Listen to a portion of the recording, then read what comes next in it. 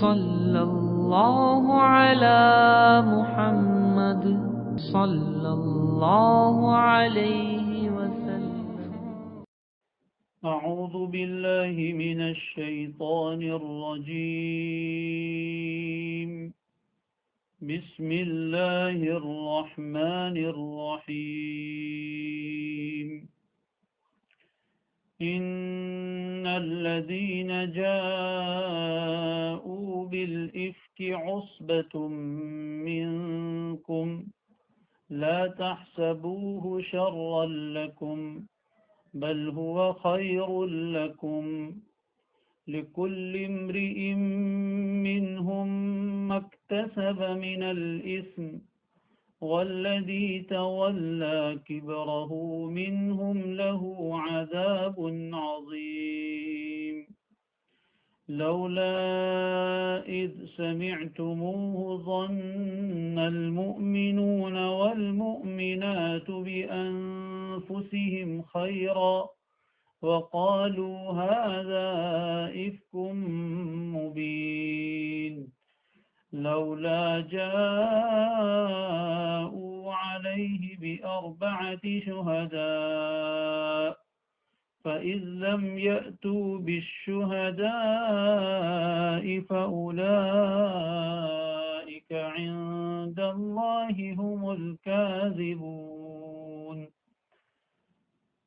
ولولا فضل الله عليكم ورحمته في الدنيا والآخرة لمسكم فيما أفضتم فيه عذاب عظيم إذ تلقونه بألسنتكم وتقولون بأفواهكم ما ليس لكم به علم وتحسبونه هينا وهو عند الله عظيم.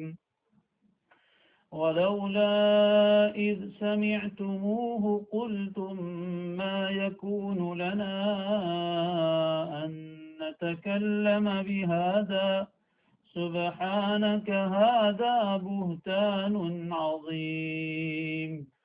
يعظكم الله أن تعودوا لمثله أبدا إن كنتم مؤمنين ويبين الله لكم الآيات والله عليم حكيم.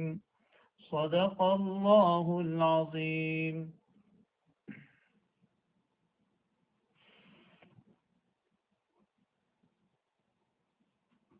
سورہ النور کی ابتدائی 10 آیتیں اس سے پہلے الحمدللہ ہو چکی، جس میں اللہ تبارک و تعالی نے معاشرے اور سماج کو برائیوں سے پاک کرنے کا طریقہ یہ بتایا کہ سماج میں نکاح عام ہو، زنا پر روک تھام کی جائے، اس کو مکمل طور پر ختم کیا جائے. اس کے لیے زنا کی ایک سزا بھی اللہ تعالیٰ نے دوسری آیت میں بیان فرمائی تھی. اس کے بعد یہ لوگوں کی عزتوں کی حفاظت کے لیے بھی ایک پہرا بٹھایا گیا، بہترین انتظام کیا گیا کہ جب تک کوئی ٹھوس گواہ نہ ہو، مضبوط ایویڈنس اور پروف نہ ہو، وہاں تک کوئی آدمی کسی دوسرے انسان پر الزام اور بہتان نہیں لگا سکتا. اگر کوئی ایسا کرتا ہے تو اس کے لیے بھی شریعت نے سزا مقرر کی، جس کو حد قذف کہتے ہیں. 80 کوڑے اس کو مارے جائیں گے. اس کے بعد پھر میاں بیوی کے درمیان ایسا کوئی معاملہ پیش آ جائے تو یہ چونکہ بڑا سنگین معاملہ ہے، اس لیے شریعت نے اس کے لیے ایک الگ حکم بیان فرمایا جس کو لعان کہتے ہیں. اب یہاں سے آج جو آیتیں تلاوت کی گئی، ان آیتوں میں اور اس کے بعد کی بھی اور کچھ آیتوں میں ایک خاص پیش آنے والے واقعے کے تناظر میں بہت ہی قیمتی ہدایات اللہ تبارک و تعالی نے رہتی دنیا تک کے انسانوں کے لیے فراہم کی. ایک واقعہ پیش آیا تھا، اس واقعے کا تو پورا تذکرہ قرآن میں نہیں ہے، لیکن احادیث میں اس کا پورا تذکرہ ہے۔ اس واقعے کو سمجھنے کے بعد اس سے حاصل ہونے والے اسباق، اس سے حاصل ہونے والی عبرت کی اور نصیحت کی باتیں قرآن مجید نے بیان فرمائی۔ قرآن مجید کا مقصد ہی یہ ہے کہ عبرت کی باتیں، نصیحت کی باتیں، درس کی باتیں انسانوں کے سامنے اور اس کے ماننے والوں کے سامنے ذکر کی جائے۔ اس لیے تفصیلی آیات تقریباً 18 آیتیں اسی ایک واقعے کے تناظر میں اور اس کے پس منظر میں نازل ہوئی ہے۔ واقعہ بہت ہی نامرضیہ ہے، ناپسندیدہ ہے۔ اس طرح کا واقعہ پیش آیا، اللہ تبارک و تعالی نے اپنی حکمتوں سے اس طرح کے واقعات رونما فرمائے، جس میں بہت سارے فوائد بھی حاصل ہوئے، جیسا کہ انشاءاللہ ہم دیکھیں گے، لیکن ظاہری اعتبار سے یہ واقعہ بہت ہی ناپسندیدہ تھا۔ واقعہ اور قصہ ہے نبی اکرم صلی اللہ علیہ وآلہ وسلم کے گھرانے کی عزت کا۔ پہلے بیان تھا کسی بھی پاک دامن عورت پر تہمت لگانے کا، کہ کوئی انسان کسی پاک دامن عورت پر تہمت لگائے اور 4 گواہوں سے اس کو ثابت نہ کر سکے تو یہ انسان جھوٹا ہی کہا جائے گا، اس کو 80 کوڑے مارے جائیں گے۔ لیکن معاملہ اس سے بھی آگے بڑھ کر کوئی عام پاک دامن عورت نہیں، بلکہ نبی اکرم صلی اللہ علیہ وآلہ وسلم کی پاکیزہ ترین بیوی صدیقہ بنت صدیق، عفیفہ بنت عفیف، حضرت عائشہ صدیقہ بنت ابی بکر رضی اللہ تعالی عنہا، جنہیں نبی اکرم صلی اللہ علیہ وآلہ وسلم کی بیوی بنانے کے لیے خود اللہ تبارک و تعالی نے منتخب کیا۔ خواب میں آپ کی شکل و صورت حضرت جبریل کے ذریعے سے بتائی گئی، اور جنہیں آپ کی سب سے لاڈلی اور سب سے چہیتی بیوی ہونے کا شرف حاصل ہے، اکلوتی کنواری بیوی ہونے کا شرف حاصل ہے، ان کی عزت کو داغدار کرنے کی کوشش منافقین کی طرف سے کی گئی، اور ایک بڑا پروپیگنڈا رچایا گیا، اور بہت بڑی اسکیم بنائی گئی، بہت بڑا پلان بنایا گیا، اور سوچی سمجھی سازش کے تحت یہ پوری کوشش کی گئی کہ نبی اکرم صلی اللہ علیہ وآلہ وسلم پر تو الزام لگانے کا اور آپ پر تہمت لگانے کا تو کسی کو جرأت اور ہمت نہیں تھی، لیکن آپ کا کوئی عیب بھی وہ تلاش نہیں کر سکتے تھے، تو کوشش یہ کی کہ آپ کے گھر والوں پر ایسا کوئی عیب لگایا جائے جس کے نتیجے میں نبی کی ذات پر بھی سیدھا اثر پڑے گا، نبی کے جو سب سے چہیتے اور اس امت میں انبیاء کے بعد سب سے افضل ترین انسان حضرت صدیق اکبر رضی اللہ تعالی عنہ کے اوپر بھی اس کا سیدھا اثر پڑے گا، اور اس کے لیے نشانہ بنایا گیا حضرت عائشہ صدیقہ رضی اللہ تعالی عنہ کی ذات کو۔ واقعہ یوں ہوا کہ سن ہجری 6 ایک غزوے کا موقع تھا، نبی اکرم صلی اللہ علیہ وآلہ وسلم جہاد کے لیے تشریف لے گئے۔ 2 غزوے ساتھ میں پیش آئے، غزوہ مریسی اور غزوہ بنو المصطلق۔ یہ دونوں غزوے کی غرض سے آپ علیہ الصلوۃ والسلام تشریف لے گئے پورے لشکر اور فوج کے ساتھ۔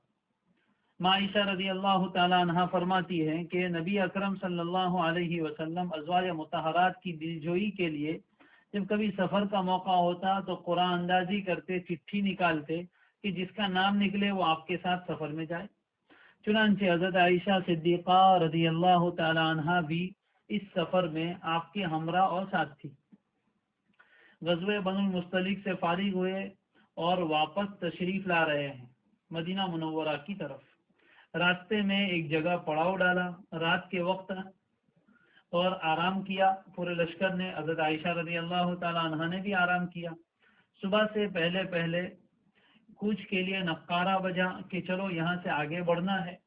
حضرت عائشہ رضی اللہ تعالی عنہ کو استنجے کا تقاضا ہوا، تو وہ استنجے کے لیے ذرا جہاں لشکر کا پڑاؤ تھا اس سے تھوڑا دور تشریف لے گئی تاکہ پردے کی حفاظت ہو، اور وہاں سے استنجے سے فارغ ہوئی اور واپس آ رہی تھی کہ اچانک ان کا ہاتھ اپنے سینے پر گیا، دیکھا کہ ایک ہار جو پہنا ہوا تھا وہ موجود نہیں ہے، یعنی گر گیا۔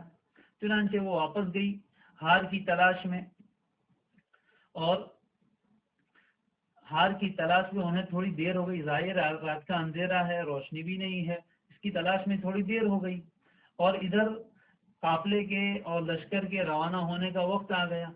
معمول یہ تھا کہ ایک اونٹ پر حضرت عائشہ رضی اللہ تعالی عنہا سوار ہوتی تھی، جس پر کجاوا اور پالکی لگائی جاتی تھی، اور اس کے ارد گرد چاروں طرف پردے تھے، اس لیے کہ حجاب اور پردے کی آیتیں نازل ہو چکی ہے۔ حضرت عائشہ رضی اللہ تعالیٰ عنہ پالکی میں بیٹھ جاتی، پردے لٹکا دیتی، اس کے بعد جو خدام متعین تھے وہ آتے، پالکی کو اٹھا کر اونٹ کے اوپر رکھتے اور باندھ دیتے، اور پھر اونٹ کو روانہ کر دیا جاتا۔ حضرت عائشہ رضی اللہ تعالیٰ عنہ کی عمر تقریباً ابھی 13 سال ہے، اور بدن بھی بہت ہلکا پھلکا ہے، کوئی زیادہ موٹا بدن نہیں ہے، اس لیے وہ پالکی کی خدمت پر جو صحابہ مامور تھے وہ آئے، انہوں نے پالکی اٹھائی، وہ سمجھے کہ حضرت عائشہ رضی اللہ تعالیٰ عنہ اندر بیٹھی ہوئی ہے، اور وزن چونکہ کچھ زیادہ نہیں تھا، اور 3-4 آدمی اٹھاتے ہیں تو پتہ بھی نہیں چلتا، انہوں نے اٹھا کر پالکی اونٹ کے اوپر رکھ دی اور باندھ دی اور اونٹ کو چلا دیا۔ وہ سب سمجھ رہے ہیں کہ حضرت عائشہ رضی اللہ تعالیٰ عنہ اندر بیٹھی ہوئی ہے، حالانکہ آپ رضی اللہ تعالیٰ عنہ تو ابھی وہیں اپنے ہار کی تلاش میں ہے، اور قافلہ روانہ ہو گیا۔ چنانچہ جب قافلہ پورا روانہ ہو گیا، حضرت عائشہ رضی اللہ تعالیٰ عنہ کو ان کا ہار ملا، اور وہ اپنی جگہ پر تشریف لائی تو کیا دیکھتی ہے کہ یہاں تو کوئی آدمی نہیں ہے، پورا قافلہ تو روانہ ہو گیا اور سب سواریوں پر تھے، حضرت عائشہ رضی اللہ تعالیٰ عنہ پیدل، لہذا ان تک پہنچنا بھی ممکن نہیں تھا۔ بڑی فراست سے، بڑی سمجھداری سے حضرت عائشہ رضی اللہ تعالیٰ عنہ نے ایک فیصلہ کیا کہ میں یہیں رکتی ہوں، جب آگے جانے کے بعد مجھے نہیں پائیں گے تو آپ علیہ الصلوۃ والسلام کسی کو تلاش کرنے کے لیے اسی جگہ بھیجیں گے، اگر میں یہاں سے نکل گئی تو آدمی مجھے کہاں تلاش کرے گا۔ بڑا حکمت کا فیصلہ تھا۔ چنانچہ وہ جس جگہ پر تھی وہیں بیٹھی رہی۔ اتفاق سے ایسا ہوا کہ نیند لگ گئی، آنکھ لگ گئی، سفر کی تھکان بھی ہوگی، اور صبح ہو گئی۔ جب صبح خوب ہو گئی، اس کے بعد نبی اکرم صلی اللہ علیہ وسلم کا معمول یہ تھا کہ لشکر آگے روانہ ہو جاتا، ایک آدمی کو پیچھے رکھتے تھے، وہ پیچھے سے آتے تھے اور دیکھ لیتے تھے کسی کی کوئی چیز پڑی رہ گئی ہو تو وہ اٹھا لاتے تھے۔ اس خدمت پر معمور تھے حضرت صفوان ابن معطل رضی اللہ تعالیٰ عنہ۔ ان کا یہ کام تھا کہ وہ لشکر سے پیچھے آتے تھے، اور کسی کی کوئی چیز پڑی وغیرہ رہ گئی ہو تو اس کو اٹھا کر لے آتے تھے۔ انہوں نے دور سے دیکھا کہ کسی آدمی کا سایہ نظر آ رہا ہے، یعنی کوئی آدمی رہ گیا ہے۔ چنانچہ قریب آئے، اور ان کی جیسے ہی نظر پڑی تو وہ ایک دم گھبرا گئے کہ یہ کوئی رہنے والا عام آدمی نہیں ہے، صدیقہ بنت صدیق، عفیفہ بنت عفیف، حضرت عائشہ رضی اللہ تعالیٰ عنہ ام المومنین ہے۔ چونکہ حضرت صفوان رضی اللہ تعالیٰ عنہ نے پہلے حضرت عائشہ کو دیکھا تھا جب آیت حجاب اور پردے کی آیتیں نازل نہیں ہوئی تھی، اس وقت دیکھا ہوا تھا، اس لیے فوراً پہچان گئے۔ حضرت صفوان رضی اللہ تعالیٰ عنہ نے منظر دیکھ کر زور سے پڑھا، انا للہ و انا الیہ راجعون، انا للہ و انا الیہ راجعون پر حضرت عائشہ رضی اللہ عنہ فرماتی ہیں کہ ان کے اسی آواز سے میری آنکھ کھلی، انہوں نے مجھ سے اور کوئی بات نہیں کی، سمجھ گئے۔ وہ اونٹ لے کر آئے تھے اپنا، چنانچہ انہوں نے اپنے اونٹ کو بٹھایا اور تھوڑا پرے ہٹ گئے۔ حضرت عائشہ رضی اللہ تعالیٰ عنہ پردے کا خیال کرتے ہوئے اونٹنی پر سوار ہو گئی، اور حضرت صفوان رضی اللہ تعالیٰ عنہ آگے کی طرف چلتے رہے، منہ آگے کی طرف ہے، حضرت عائشہ پیچھے سوار ہے، اونٹ کی نکیل پکڑ کے نکل گئے، اور ٹھیک دوپہر کے قریب حضرت صفوان رضی اللہ تعالیٰ عنہ وہاں پہنچے جہاں آپ علیہ الصلوۃ والسلام لشکر کے ساتھ پڑاؤ ڈالے ہوئے تھے۔ اب یہ ایک منظر پیش آیا، ایک واقعہ پیش آیا، ظاہر اتفاقی واقعہ تھا، کوئی پہلے سے پلاننگ نہیں تھی۔ حضرت عائشہ رضی اللہ تعالیٰ عنہ اس طرح ہار کی تلاش میں رہ گئی اور لوگوں کو پتہ نہیں چلا، آگے قافلہ روانہ ہو گیا، یہ سب اللہ کی طرف سے ہونا تھا۔ چنانچہ حضرت صفوان رضی اللہ تعالیٰ عنہ آگے اونٹ کی نکیل پکڑ کے چل رہے ہیں، پیچھے اونٹ پر حضرت عائشہ رضی اللہ تعالیٰ عنہ پردے کی حالت میں سوار ہیں، اور اس قافلے کے پاس پہنچ گئے اور نبی اکرم صلی اللہ علیہ وسلم کے ساتھ جا ملے۔ اب یہ تو ایک واقعہ ہو گیا، لیکن منافقین کو ایک بہانہ مل گیا۔ منافقین کا سردار تھا عبداللہ ابن ابی ابن سلول، یہ ابی کا بیٹا ہے، اس کی ماں کا نام سلول ہے، عبداللہ ابن ابی، اور یہ سلول اس کی ماں ہے، اس کا نام ہے عبداللہ ابن ابی ابن سلول. یہ رئیس المنافقین، منافقین کا سب سے بڑا سردار تھا، بڑا چالاک آدمی تھا. کیونکہ اس غزوے میں بہت سے منافقین بھی ساتھ میں شریک ہوئے تھے.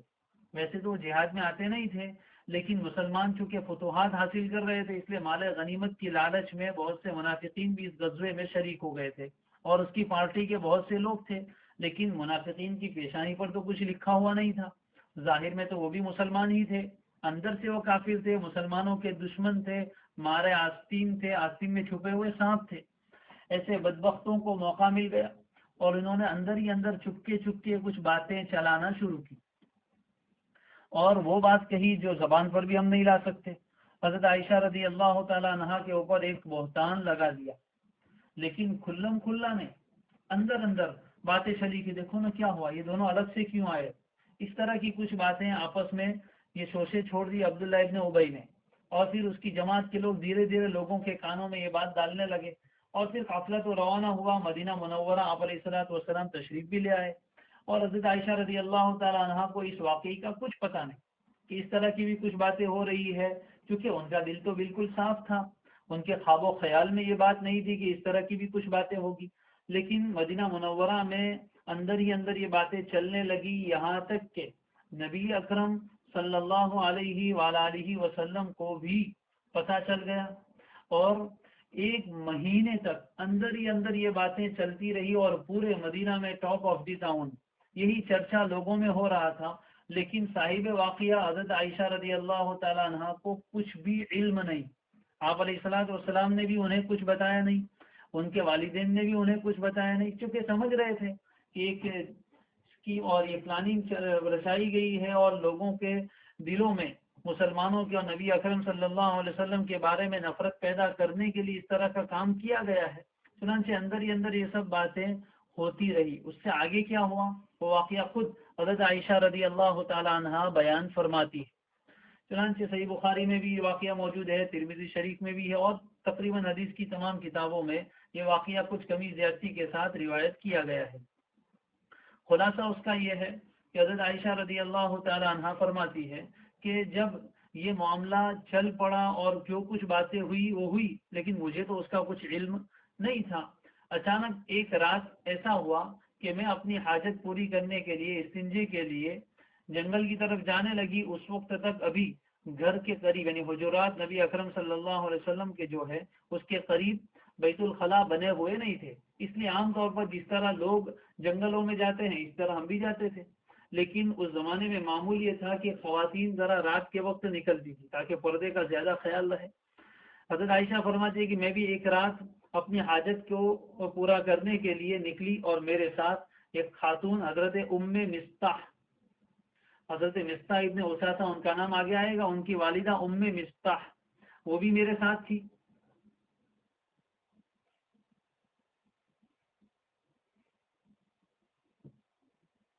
مستح وہ میرے ساتھ تھی. چنانچہ ہم نکلے اور جا رہے تھے کہ اچانک حضرت مستح کی والدہ کو پیر میں ٹھوکر لگی، ان کی چادر میں پیر پھنسا. تو انہوں نے کہا تعیس مستح، مستح کا برا ہو، مستح ہلاک، میں نے اپنے بیٹے کو بد دعا دی. حضرت عائشہ رضی اللہ تعالیٰ عنہ فرماتی کہ مجھے تعجب ہوا کہ اپنے بیٹے کو برا بھلا کہہ رہی. حضرت عائشہ نے نکیر کی، روکا کہ آپ ان کو برا بھلا کہتے، حالانکہ وہ تو بدری صحابی ہے. کچھ جواب نہیں دیا، تھوڑا آگے چلے اور پھر دوبارہ ٹھوکر لگی. پھر واپس انہوں نے یہ کہا تعیس مستح. پھر حضرت عائشہ نے کہا اے امی تسبین ابنکی، تم اپنے بیٹے کو برا بھلا کہہ رہے ہو، ان کو بد دعا دے رہی ہو. پھر انہوں نے کچھ جواب نہیں دیا. تیسری مرتبہ پھر ٹھوکر لگی. پھر انہوں نے یہی کہا تعیس مستح. حضرت عائشہ رضی اللہ تعالیٰ عنہ سے اب رہا نہیں گیا. پھر تیسری مرتبہ کہا اے امی تسبین ابنکی، اے امی جان کیا آپ اپنے بیٹے کو بد دعا دے رہی ہو. جب تیسری مرتبہ یہ واقعہ پیش آیا تو مستح نے کہا کہ میں تیری ہی وجہ سے اس کو بد دعا دے رہے. کہا میری وجہ سے؟ میری وجہ سے کیوں؟ تب حضرت مستح نے حضرت عائشہ رضی اللہ تعالیٰ عنہ کو یہ واقعے کا کچھ باتیں بتائی کہ اسی طرح کی بات چل رہی ہے، اور اس میں اصل تو سرغنہ رئیس المنافقین عبداللہ ابن ابی ابن سلول تھا اور اس کی جماعت کے لوگ، لیکن کچھ بھولے بھالے مخلص مسلمان بھی اس پروپیگنڈے میں کی زد میں آ گئے اور ان باتوں کے بیچ میں آ گئے۔ ان میں سے 3 مخلص مسلمان بھی تھے، ایک مستح ابن اساسہ جن کی والدہ ساتھ تھی، ایک حضرت حسان ابن ثابت رضی اللہ تعالیٰ عنہ جو مشہور صحابی ہے، اللہ کے رسول کے شاعر ہیں، اور تیسری ایک عورت تھی حمنہ بنت جہش، ام المومنین زینب بنت جہش کی بہن حمنہ بنت جہش۔ یہ 3 مخلص مسلمان بھی اور بھی کچھ لوگ اس میں زد میں آ گئے تھے۔ تو حضرت عائشہ کو جب یہ واقعہ بیان فرمایا تو حضرت عائشہ تو ایک دم ہکا بکا رہ گئی، تعجب کی انتہا نہ رہی، اس لیے کہ جس نے کچھ ایسا کام کیا ہی نہ اچانک اس کی عزت پر اتنا بڑا حرف آئے، ظاہر ہے کہ ہم سوچ سکتے ہیں کہ کیا معاملہ ہوا۔ حضرت عائشہ فرماتی ہے کہ جس کام کے لیے میں نکلی تھی یعنی استنجے کے لیے، وہ تو میں بھول ہی گئی، وہیں سے واپس آ گئی، تقاضا ہی ختم ہو گیا۔ جیسے کوئی خوشی کا موقع ہو یا غم کا موقع ہو تو انسان کو بھوک بھی نہیں لگتی اور استنجے کا تقاضا بھی نہیں، تو اتنا بڑا غم آیا کہ جس قضاء حاجت کے لیے وہ گئی تھی استنجے کا تقاضا بھی ختم ہو گیا اور فوراً واپس اپنے گھر آ گئی، اور اس غم کا اتنا بڑا اثر پڑا کہ حضرت عائشہ رضی اللہ تعالیٰ عنہ کو بہت سخت بخار ہو گیا۔ حضرت عائشہ رضی اللہ عنہ فرماتی ہے کہ 1 مہینہ اس واقعے کو گزر چکا، یعنی سفر سے آنے کو 1 مہینہ ہو گیا اور 1 مہینے تک اس طرح کا معاملہ چلتا رہا، لیکن اس 1 مہینے میں نبی اکرم صلی اللہ علیہ وسلم نے براہ راست حضرت عائشہ رضی اللہ تعالیٰ عنہ سے اس معاملے کا کوئی تذکرہ نہیں کیا۔ البتہ حضرت عائشہ فرماتی ہے کہ آپ علیہ الصلوۃ والسلام کے برتاؤ میں تھوڑا فرق آ گیا تھا، آپ تشریف لاتے تھے روزانہ اور بس اتنا پوچھتے تھے کیف تیکم، کیسے ہو، بس حالت پوچھ کے چلے جاتے تھے۔ حالانکہ ان دنوں میں حضرت عائشہ رضی اللہ تعالیٰ عنہ بیمار بھی ہو گئی۔ ماں عائشہ فرماتی ہے کہ میں نے نبی اکرم صلی اللہ علیہ وسلم کا وہ لطف، وہ مہربانی اور آپ کی وہ شفقت، آپ کی وہ محبت ان دنوں میں نہیں دیکھی جو عام طور پر بیماری کے دنوں میں ہوا کرتی۔ عام طور پر جب میں کبھی بیمار ہوتی تو آپ علیہ الصلوۃ والسلام بہت زیادہ شفقت فرماتے، عام دنوں کے مقابلے میں زیادہ محبت اور مہربانی کا معاملہ فرماتے، لیکن اس واقعے میں نے عجیب بات دیکھی کہ آپ علیہ السلام کی وہ شفقت اور رحمت نہیں تھی، لیکن کچھ پتہ نہیں چلا کہ کیا معاملہ ہے، آپ بھی کچھ ناراض رہتے تھے لیکن آ کر خیر خیریت پوچھ کے چلے جاتے تھے۔ جب یہ معاملہ ہوا اور مجھے پتہ چل گیا، اس کے دوسرے دن بھی نبی اکرم صلی اللہ علیہ وسلم تشریف لائے اور پوچھا کیف تیکم، تو میں نے اجازت مانگی کہ اللہ کے رسول مجھے میرے والدین کے پاس جانے کی اجازت دیجیے۔ چنانچہ آپ علیہ الصلوۃ والسلام نے غلام کے ساتھ حضرت عائشہ رضی اللہ تعالیٰ عنہ کو بھیج دیا۔ حضرت ابو بکر رضی اللہ تعالیٰ عنہ کے 2 مکان تھے، ایک مکان تو مسجد نبوی کے قریب ہی ہے، جو آج کل کی مسجد نبوی میں بھی وہاں لکھا ہوا ہذہ خوخۃ ابی بکر، اسی جگہ پر تھا، اس وقت مسجد سے باہر تھا، اب مسجد کے اندر آ گیا۔ اور ایک مکان تھا عوالی میں، یعنی مدینہ منورہ سے باہر ذرا اونچی بستیاں تھیں وہاں۔ تو چنانچہ حضرت عائشہ رضی اللہ تعالیٰ عنہ ان کے گھر تشریف لے گئی۔ فرماتی ہے کہ جب میں گھر گئی تو کیا دیکھتی ہوں کہ گھر کے نیچے حصے میں والدہ ہے، وہ بھی رو رہی ہے، اوپر کے حصے میں والد گرامی حضرت ابو بکر رضی اللہ تعالیٰ عنہ روتے روتے قرآن مجید کی تلاوت کر رہے ہیں۔ جاگتے ہی میں نے امی جان سے خیر خیریت پوچھنے کے بعد اپنا واقعہ بتایا، تو امی جان نے اس واقعے کو کوئی بہت سنگینی کے ساتھ نہیں لیا، بلکہ ایک اور چیز پر محمول کیا کہ اصل بات یہ ہے کہ تم بڑی خوبصورت بھی ہو اور اپنے شوہر یعنی نبی اکرم صلی اللہ علیہ وسلم کی بڑی محبوب بھی ہو، اور تمہاری بہت ساری شوقنیں ہیں، اور جو عورت کی بہت ساری شوقنیں ہوں اور وہ خوبصورت اور محبوب ہو اپنے شوہر کی، اس کے ساتھ اس طرح کے معاملات پیش آتے ہی ہیں، وہ کوئی بہت بڑا معاملہ نہیں ہے۔ لیکن حضرت عائشہ فرماتی ہے کہ میں نے جانے کے بعد سب سے پہلے پوچھا کہ کیا رسول اللہ صلی اللہ علیہ وسلم کو بھی یہ بات معلوم ہے؟ امی جان نے فرمایا کہ جی ہاں۔ حضرت عائشہ رضی اللہ تعالیٰ نے اصل میں اپنے والدین کے گھر اسی لیے آئی تھی کہ معاملے کی صحیح تحقیق ہو، ظاہر حضور سے بات کرنا مناسب نہیں سمجھا، پہلے والدین، چونکہ عمر بھی بہت کم ہے۔ امی نے کہا کہ ہاں اللہ کے رسول کو معلوم ہے۔ فرمایا کیا میرے ابا کو بھی معلوم ہے؟ بیٹی کو سب سے پہلی فکر یہی ہوتی ہے، کہا کہ ہاں معلوم ہے۔ حضرت ابو بکر رضی اللہ تعالیٰ عنہ تو اوپر قرآن مجید پڑھ رہے تھے، حضرت عائشہ کو جب معلوم ہوا کہ حضور کو بھی پتا ہے اور حضرت ابو بکر کو بھی پتا ہے تو پھر ان سے رہا نہیں گیا اور رونا شروع ہوا۔ چنانچہ حضرت ابو بکر رضی اللہ تعالیٰ عنہ اوپر سے تشریف لائے اور آنے کے بعد بیوی سے پوچھا کہ کیا ہوا اس کو، تو بتایا کہ ان کو وہ بات معلوم ہو گئی جو اس کے بارے میں بات چیت چل رہی ہے۔ اب اس دوران نبی اکرم صلی اللہ علیہ وسلم بھی بہت پریشان رہے 1 مہینے تک، کیونکہ معاملہ بہت بڑا تھا، عزت کا معاملہ تھا۔ آپ نے صحابہ سے مشورہ بھی طلب کیا، چنانچہ مختلف صحابہ سے آپ نے پوچھا، حضرت اسامہ ابن زید سے پوچھا، حضرت علی سے پوچھا، اور گھر کی جو خادمہ تھی حضرت بریرہ تھی ان سے، تقریباً تمام، حضرت زینب بنت جہش سے پوچھا۔ ان تمام حضرات نے یہی کہا کہ ہم نے ان کے اوپر کوئی برائی نہیں دیکھی۔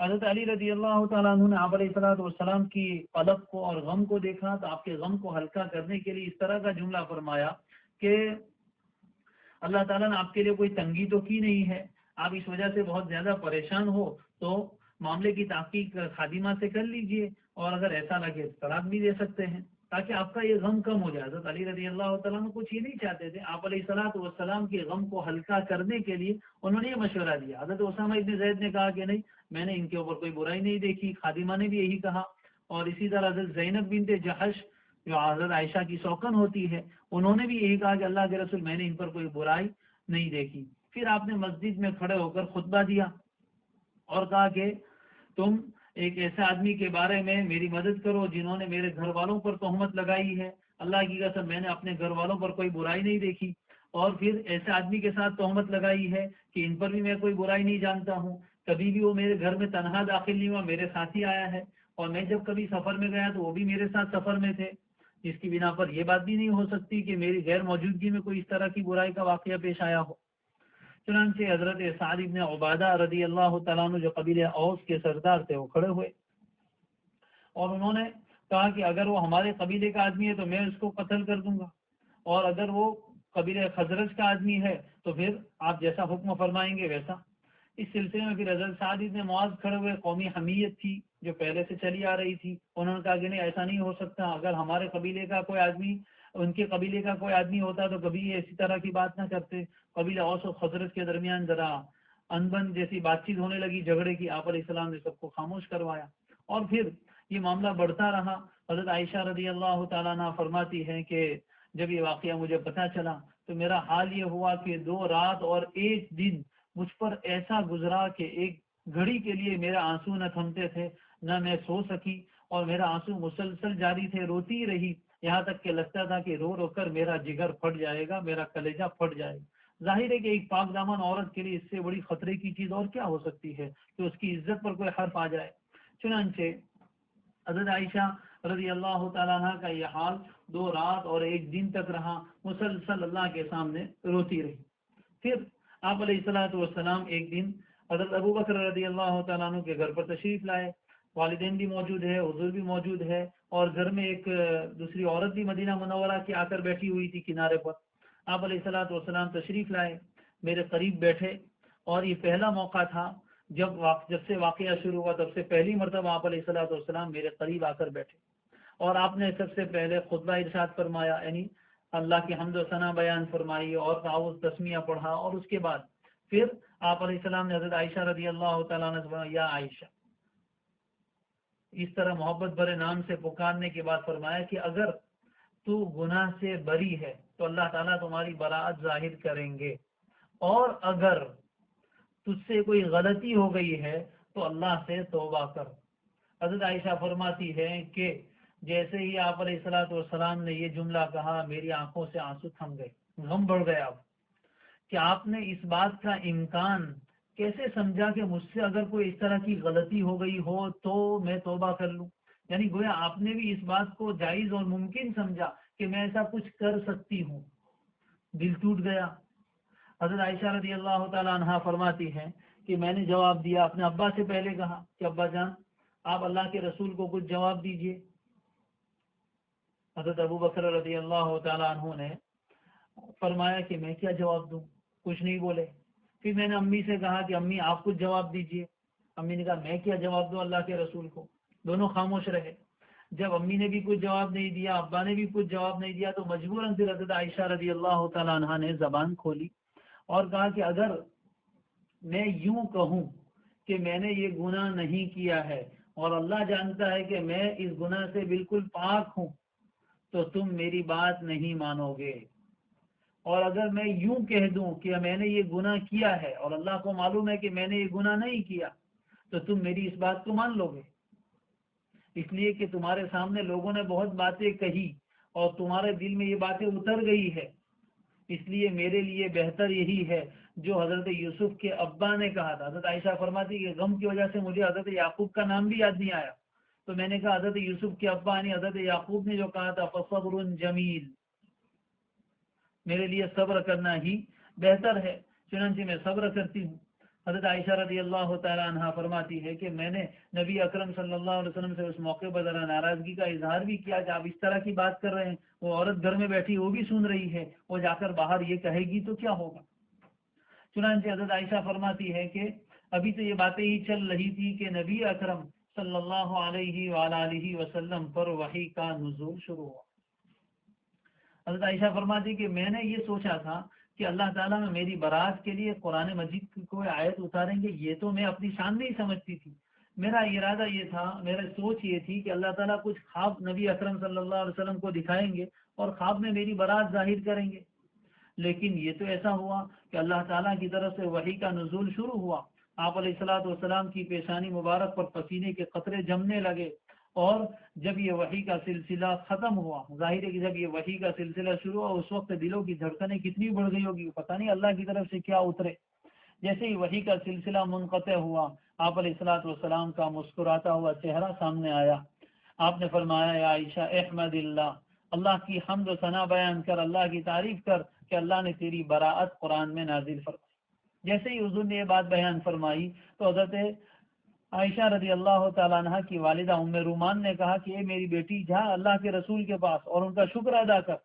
حضرت عائشہ رضی اللہ تعالیٰ عنہ ذرا ناراض تھی، فرمایا کہ نہیں، میں اللہ کے رسول کے پاس نہیں جاؤں گی، نہ تمہاری تعریف کروں گی نہ ان کی تعریف کروں گی، میں تو اس اللہ کی تعریف کروں گی جس نے میری براءت نازل کی ہے۔ چنانچہ حضرت عائشہ رضی اللہ تعالیٰ عنہ اٹھی اور سجدے میں گر گئی، اللہ کی تعریف کرنے لگی۔ بہرحال ان آیات، یہاں سے جو آیتیں ہیں ان الذین جاءوا بالافک، یہاں سے لے کر تقریباً 18 آیتیں حضرت عائشہ رضی اللہ تعالیٰ عنہ کی شان میں نازل ہوئی۔ ایک واقعہ پیش آیا تھا، اس کے پس منظر میں یہ آیت نازل ہوئی ہے۔ واقعہ کوئی معمولی نہیں تھا، اس امت کی پاکیزہ ترین عورت کے اوپر الزام لگایا گیا تھا۔ نبی اکرم صلی اللہ علیہ وسلم کے حرم پر، آپ کے گھر کی خاتون پر الزام لگایا گیا تھا۔ اس واقعے کے ذریعے سے کیا سبق ملے اور یہ واقعہ کیوں پیش آیا، اور اس کے بارے میں قرآن مجید نے عجیب باتیں بیان فرمائی ہے۔ آج تو یہ واقعہ اپنے ذہنوں میں اچھی طرح بٹھا لیجئے، اللہ توفیق دے ایک دو مرتبہ اور سن لیجئے، حدیث کی کتابوں میں اس کو پڑھیے، تو انشاءاللہ آگے کی آیتوں کو سمجھنے میں مدد ملے گی۔ آئندہ کل سے ان آیتوں کو اس واقعے کے ضمن میں سمجھنے کی کوشش کریں گے، اور اس کے ذریعے سے کیا کیا سبق قرآن ہمیں دے رہا ہے وہ ہمیں سمجھنا ہے۔